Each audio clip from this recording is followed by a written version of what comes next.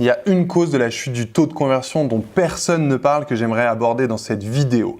On vous parle toujours de product market fit, etc. Mais en fait, vous allez voir que le product market fit, il a des étapes et ça va être hyper important d'y voir plus clair pour comprendre justement comment se comporte votre taux de conversion.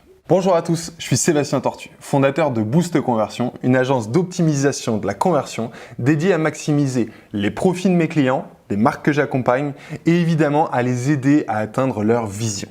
Donc comme je vous le disais rapidement en intro, on vous parle tout le temps de product market fit, donc l'idée vraiment d'avoir un produit qui réponde à un problème que les gens sont prêts à acheter. Évidemment, c'est hyper important. Vous pouvez avoir la sensation de l'avoir trouvé une première fois, d'avoir une vraie tendance, une vraie croissance. Bah déjà bravo, parce que c'est pas donné à tout le monde. Il y a plein de gens qui s'arrêtent là, qui ne trouvent jamais, parce qu'en fait, ils vont créer un produit par rapport à leurs problèmes personnels que personne d'autre ne rencontre, et donc ça a vite ses limites. Mais si vous avez déjà réussi à générer 100 000, 200 000, 300 000, disons jusqu'à 4 ou 500 000 euros de chiffre d'affaires, c'est que vous avez trouvé votre product market fit. Enfin, si vous avez dépensé 500 000 euros de pub pour faire 500 000 euros de chiffre d'affaires, c'est que vous n'avez pas votre product market fit. Mais si vous êtes sur une vraie rentabilité, etc., c'est que vous avez trouvé votre product market fit. Seulement, vous pouvez avoir à un moment dans la croissance de la boîte, que votre taux de conversion commence à chuter. Il chute, il chute, il chute. Vous comprenez pas parce que vous n'avez rien changé, votre site web est le même, les arguments sont les mêmes, etc.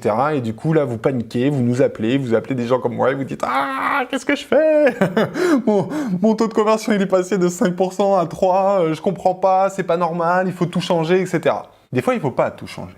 Et en fait, je vais vous l'expliquer par rapport à la courbe de pénétration des marchés. Et donc ça, c'est une courbe que vous connaissez souvent. Ce rapport au début, il y a les early adopters, on va avoir des gens qui vont être très précoces dans le rapport au produit et qui vont l'acheter assez rapidement. Et en fait, ils vont l'acheter assez rapidement parce qu'il va correspondre à des valeurs à eux, il va correspondre à des envies, etc. Mais ils vont pas être dans une attente ultra précise quant aux bénéfices de votre produit. Ils vont être plutôt séduits très vite et donc en fait, ils vont faire augmenter très vite votre taux de conversion parce qu'ils vont pas être très regardants. Et c'est d'ailleurs pour ça, et tant mieux qu'il y ait des gens comme ça, mais c'est pour ça qu'il y a des sites qui n'ont pas d'avis client ou presque, qui n'ont pas d'expérience, qui viennent d'arriver sur le marché et qui arrivent à vendre parce qu'il y a des gens qui s'en foutent. Parce que le produit, il est pour eux exactement ce qu'ils recherchent, ils trouvent ça trop cool, ils trouvent que la marque est cool, ils leur font confiance, ils y vont, parce qu'ils n'ont pas peur d'acheter sur le web, etc., etc. Donc, taux de conversion qui est très fort, ils commencent à faire de la pub, ça cartonne, Meta commence à créer un pool de gens qui leur ressemblent, ça cartonne, vous avez un gros taux de conversion, votre chiffre d'affaires augmente, etc. Et là, c'est génial. Seulement, à un moment, vous arrivez à une sorte de plafond de verre. Parce qu'en fait, ces gens-là, on estime, vous voyez sur le graphique, qu'ils sont à peu près 15% de la population. Donc 15% de la population de votre cible. Et donc à un moment, ce vivier, en fait, s'estompe un peu, s'écroule un petit peu. Et en fait, il va falloir aller chercher des gens dont l'adoption est plus lente et en fait qui vont être beaucoup plus regardants sur qui vous êtes, sur ce que vous faites, ce que vous allez leur apporter, qui vont attendre vraiment des avis clients, qui vont attendre de voir des comparaisons, qui vont attendre de voir des cas d'école. Vous voyez, par exemple, moi avec mon agence, il y a des gens, quand j'avais aucune expérience, qui m'ont fait confiance. Parce que j'ai su les séduire, j'ai su leur raconter l'histoire qu'ils voulaient entendre, j'ai su faire en sorte qu'ils me fassent confiance par ce que j'ai pu leur proposer, peut-être un audit, peut-être ce genre de choses. Et puis plus le temps passe, plus en fait ces clients-là, j'en ai encore, mais de moins en moins, et que les clients que je rencontre, qui sont plus gros, qui sont plus importants, eux, ils veulent carrément parler à certains de mes autres clients, ils veulent voir des études de cas, ils veulent voir mes résultats, etc., etc.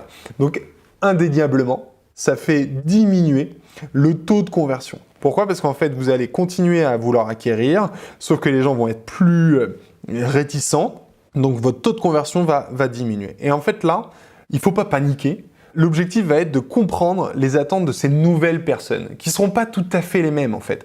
Même avec le même produit, les attentes seront différentes. Et donc là, le job, ça va être vraiment de réussir à identifier tout ce nouveau spectre de gens qui peuvent être convaincus, mais qui ne le sont pas encore à 100%, pour comprendre quelles sont leurs attentes précises à eux. Vraiment, les attentes peuvent être complètement différentes, ou en tout cas plus différentes. Il y en a qui vont être très regardants sur plein de choses. Et donc là, vous allez travailler, commencer à refaire tout le travail que vous auriez pu faire au départ sur vos personas, etc. pour rajouter en fait ces personas-là à votre cible. Et donc, Pendant tout ce temps, votre taux de conversion va diminuer, mais vous inquiétez pas, c'est ce qu'on appelle le Product Market Fit 2.0. Vous pouvez trouver un petit peu de littérature là-dessus sur le web. Et là, une fois que vous aurez bien compris qui sont vos nouveaux clients, qu'est-ce qu'ils attendent vraiment, et que vous allez pouvoir adapter aussi vos messages à eux, parce qu'en fait, encore une fois, les arguments du début ne fonctionneront plus, ou plus à 100%, et donc vous allez pouvoir adapter vos arguments, et là, vous verrez, le taux de conversion va remonter. Il atteindra quasiment jamais les niveaux hauts que vous auriez pu avoir au départ. C'est clair, parce qu'encore une fois, les gens seront plus méfiants, vous allez essayer de taper plus large aussi, vos audiences Facebook, Meta, etc. vont être encore plus larges, donc vous aurez entre guillemets du déchet, mais vous pouvez remonter. Donc imaginez qu'à un moment sur votre site web, au point haut, vous étiez à 5 ou 6%, peut-être que vous arriverez à être à 3,5, à 4%. Au-dessus, c'est illusoire, et en dessous, c'est que vous avez encore de l'optimisation à faire. Donc voilà, je voulais absolument vous partager cette notion-là, parce qu'en fait, il y a beaucoup de gens comme vous qui ne la connaissent pas, et qui du coup paniquent, alors qu'il ne faut pas paniquer. Il faut juste avoir une vision sur le long terme et se dire, OK, comment je m'adapte à cette nouvelle donne, à ces nouveaux gens, et comment je fais en sorte de transformer ces nouvelles personnes en clients et en clients fidèles. Je vous dis à très bientôt, n'hésitez pas à vous abonner à cette chaîne, il y aura des petites vidéos comme ça assez courtes, d'autres beaucoup plus longues sur les méthodes, sur les landing pages, etc. Et si vous avez besoin d'optimiser votre conversion, n'hésitez pas à faire appel à Boost Conversion. Je vous dis à très bientôt, ciao ciao.